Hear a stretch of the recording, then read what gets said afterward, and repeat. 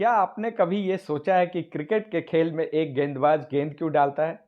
जी हाँ, बिल्कुल सही सोचा आपने, विकेट लेने के लिए। ठीक उसी प्रकार जब एक सेल्स पर्सन कस्टमर कॉल पे जाता है, तो उसका भी मकसद होता है अपने प्रोडक्ट को सेल करना। लेकिन जिस प्रकार एक गेंदबाज को हर गेंद पे सफलता नहीं मिलती, विकेट नहीं मिलता, उसी तरह एक सेल्स पर्सन को भी हर कस्टमर कॉल पे सफलता नहीं मिलती। आपने ये भी सुना होगा कि sales is the profession of rejections. To get one yes you have to go through 9 noes. आज के इस वीडियो में मैं आपको यही बताने वाला हूं कि एक सेल्स पर्सन को कस्टमर कॉल के दौरान कौन कौन से रिजेक्शंस का सामना करना पड़ता है और आप उसको कैसे ओवरकम कर सकते हैं to become an effective sales person and to reduce your 9 noes to get 1 yes. तो आइए शुरू करते हैं आज का ये वीडियो।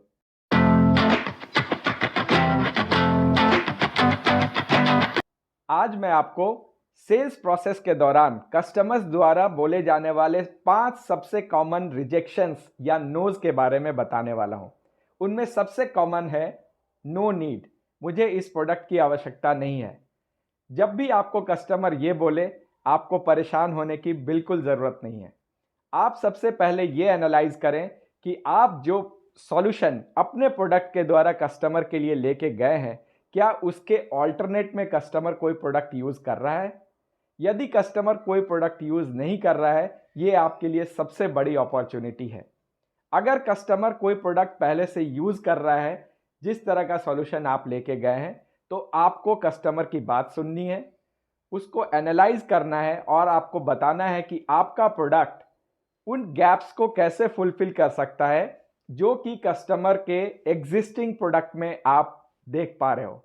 मसलन यदि आप बैंकिंग सेल से जुड़े हो या इंश्योरेंस सेल से जुड़े हो, तो आप अपने सेविंग्स अकाउंट के डिपॉजिट रेट्स के बारे में बात कर सकते हो, डेबिट कार्ड क्रेडिट कार्ड के फीचर के बारे में बात कर सकते हो, इंश्योरेंस पॉलिसीज़ में जो फ्लेक्सिबिलिटी ऑफ विड्रॉल है, मैच्योरिटी है, टैक्स बेनिफिट है, डेथ कवर है, इसके बारे में बात कर सकते हो। आज के दुनिया में बहुत सारी प्रोडक्ट्स हैं जो कि बहुत सारी अच्छी अच्छी फीचर्स प्रोवाइड कर रही हैं जो कस्टमर्स को पता भी नहीं होती है। ये आपके लिए एक बहुत बड़ी अपॉर्चुनिटी होती है।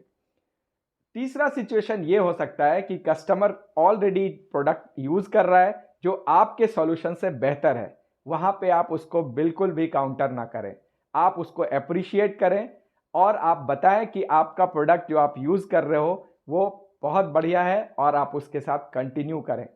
ये प्रोसेस आपको मदद करेगा कस्टमर का ट्रस्ट विन करने में। दूसरा सबसे कॉमन रिजेक्शंस है नो मनी, मेरे पास पैसे नहीं हैं। इसको काउंटर करने के लिए आजकल बहुत सारे ऑप्शंस अवेलेबल हैं, जैसे buy now pay later, low cost EMI, zero cost EMI, और अगर आप इंश्योरेंस सेल्स में हो तो आप अपने कस्टमर को हाफ ईयरली, क्वार्टरली या मंथली प्रीमियम पे प्रोडक्ट खरीदने के लिए मोटिवेट कर सकते हो। ये एक बहुत ही इफेक्टिव टूल है to counter the customers objections no money. आइए अब तीसरे रिजेक्शन पे चलते हैं। तो तीसरा सबसे कॉमन रिजेक्शन है नो हरी, खरीदूंगा मगर अभी नहीं। एज ए सेल्स पर्सन आपको अपने डील्स डिस्काउंट्स के बारे में बात करनी चाहिए। आपने देखा होगा अमेजॉन, फ्लिपकार्ट बहुत सारे फेस्टिव डील्स चलाते हैं और कस्टमर्स की लाइन लग जाती है। आप इस ऑब्जेक्शन को अपने डील, डिस्काउंट और कस्टमर को ये बता के कि आज खरीदने से उनका क्या बेनिफिट होगा, आप इस रिजेक्शन को इजीली काउंटर कर सकते हैं। आइए अब चलते हैं चौथे सबसे कॉमन रिजेक्शन में, जो कि सबसे मुश्किल सिचुएशन होता है एक सेल्स पर्सन के लिए हैंडल करना। कस्टमर कहता है नो डिज़ायर, मुझे इसकी इच्छा ही नहीं है। इस सिचुएशन को हैंडल करने के लिए सबसे इंपॉर्टेंट टूल होता है पर्सनल रैपो। आप उस कस्टमर के पास कैसे पहुंचे हैं, ये आपको इसमें बहुत मदद करेगा। इसके अलावा आपका ब्रांड वैल्यू, आप जिस ब्रांड को रिप्रेजेंट कर रहे हैं, वो भी बहुत बहुत इफेक्टिव टूल होता है इस रिजेक्शन को काउंटर करने के लिए। इसके अलावा आपको अपने प्रोडक्ट बेनिफिट के बारे में, इमोशनल क्वोशिएंट के बारे में, आप कहाँ से आए हो, कितनी दूर से उस कॉल पे आए हो, ख़राब मौसम है या बहुत गर्मी है, बहुत ठंड है, फिर भी आप कस्टमर के पास आए हो, ये सारे ट्रिक्स यूज़ करने चाहिए। अगर आप इन ट्रिक्स को सही से यूज़ करते हैं तो आप इस बहुत मुश्किल रिजेक्शन को भी आसानी से काउंटर कर सकते हैं। अंतिम सबसे कॉमन रिजेक्शन होता है नो ट्रस्ट। आपके ब्रांड पे मुझे ट्रस्ट नहीं है। इस रिजेक्शन को हैंडल करने के लिए सबसे इफेक्टिव टूल होता है आपका ब्रांड वैल्यू और आपका खुद का प्रेजेंस। आप किस ब्रांड को रिप्रेजेंट कर रहे हैं?